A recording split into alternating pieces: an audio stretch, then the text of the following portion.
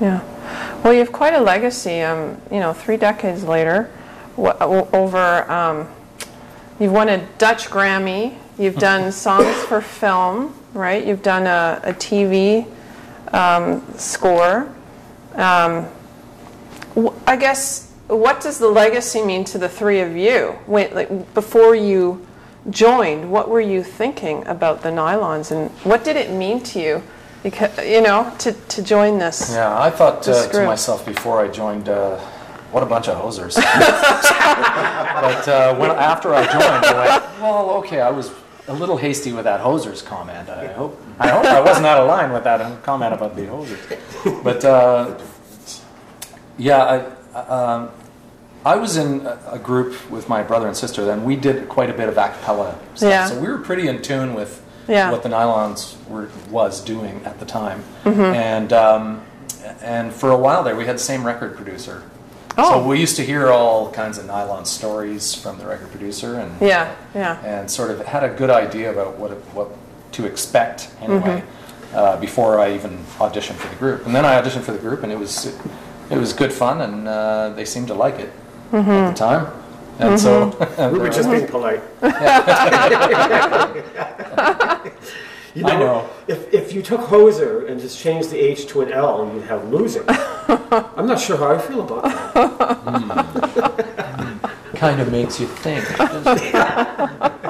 Now we're getting silly.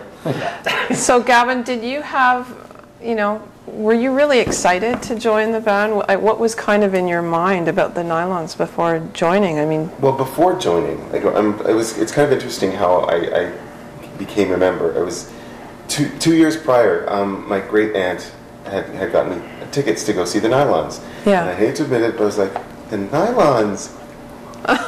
Yeah, right? I didn't know because I was actually quite young when the group started. Did I say I was fetal? I was fetal, yes. But I mean, I'd actually heard that the hits in the 80s, but it didn't quite click. Yeah. And when I saw the concert, I was like, oh my God, I know this. Yeah. The following year, during that year, I had joined an a cappella group, a local a cappella group called the Earth Tones in Calgary, and we had the opportunity to open for the Nylons, and that was a big thrill, and that's how I met the guys, and then the following year, like a year and a half later, the opportunity to actually become a member arose, and it was just, everything happened really quickly. So I think I was still absorbing it after I became a member, and I think during the time I was recording the first couple of albums, I was like, wow, this is pretty awesome. Yeah. And then meeting the fans and realizing how far back the story goes. Yeah. It's quite an honor. It's quite an honor to be in the group. Do you have anything to add, Tyrone?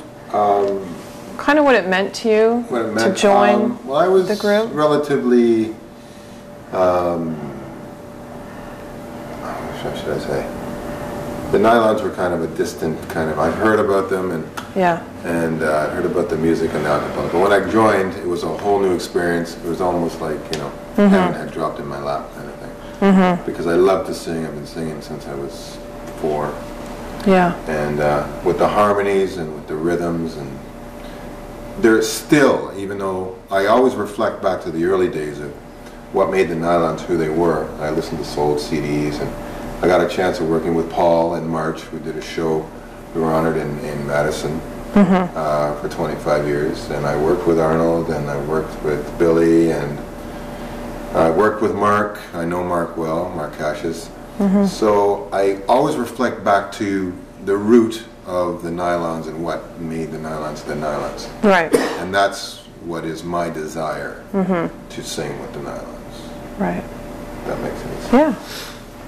What do you think one of the best group decisions you've made has been, lately? One of the best group decisions you've made? Agreeing to do this interview. Yeah!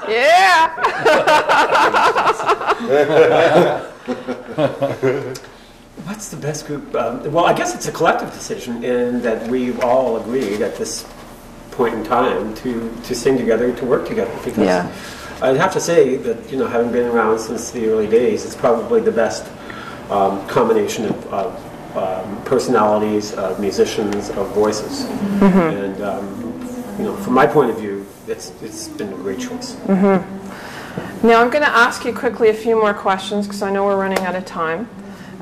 So I'll just get you each to answer one so that we can speed it up a bit. Are you living your dream, Claude? Yes. I am. I always tell the story. When I was a kid, I would fall asleep with all the harmonies of Mamas and Papas going through my head. I knew all those songs. Ladies and gentlemen, the house is open. This is your half-hour call. 30 minutes to the top of the show. Thank you. Thank you. Do you have an up-tempo? I just, it's what I wanted to do, and it's not something I really set out to do. That opportunity came to me. Yeah. I just didn't think I was a good enough singer. But I guess I'm doing something right. I think so. Tyrone, what's the best advice you've ever been given?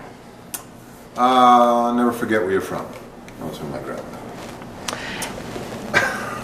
Now, okay, I'm going to ask each of you this, because if you, for some reason, could not be a Nylon, who would you want to come back as, in what group or what band? Has to be a group or band. Back, yes. Well, yeah, okay, yeah. If you could not do this, and for some reason you could join any band or any musical group or anything like that, which one would it be? I wouldn't mind being Paul McCartney. Okay. Yeah. That'd be okay. All right. Claude? That stumped the band. I'm not quite sure. I don't really have an answer to that. I'm living my dream. I'm doing it now. I wouldn't want to be anybody else. Is there anyone that inspires you? Oh, sure. Who? Anybody good. And there's a lot of great work and great singers out there, and Who comes to mind right away? Katie Lang. Okay. I think is wonderful. I mean, that eliminates everybody else, but no, it doesn't eliminate anybody. But she comes to mind. Right. Okay. Last question I'm going to ask each of you, because our magazine deals with the art of living. How would you define the art of living? I'm going to ask Gavin first. Ask me first. The art of living? Yeah, how would you define it? Just for you. Having the ability to absorb and feel absolutely everything that this world presents and offers to you. And knowing when to keep it simple, to enjoy the simplest of pleasures, and how to find indulgence in what's right in front of you, while at the same time having the foresight to look beyond what you think your borders are. Right. Okay, good. Tyrone? I would say to live your dream. To live your dream and to, as Gavin pointed out, take that extra step or those 2 extra steps outside your comfort zone to experience what you think or what you may not think is what it is you want to do.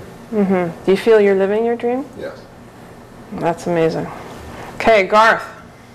I think the art of living is in Stir magazine. I think the art of living is in finding balance in every aspect of your life. Is finding ways to balance out the good and the bad and just balance. I'm not going to say any more than that. I think that sums it up. Balance. Okay. Claude? I would say it's the art of loving. Because whatever else you do, if you haven't got love in your life, nothing else really seems to matter much. Yes. I love what I do. I love those people close to me. And the art of living, I think, is the art of loving. Just one little typographical change. Yeah, that's great. Well, but what about hope? Well, that's my last name. So you all have hope. Indeed. Well, we love the Nylons and can't wait for the show. And thank you so much. Thank you. And continued success. I hope there's another 30 years and more. Thank you.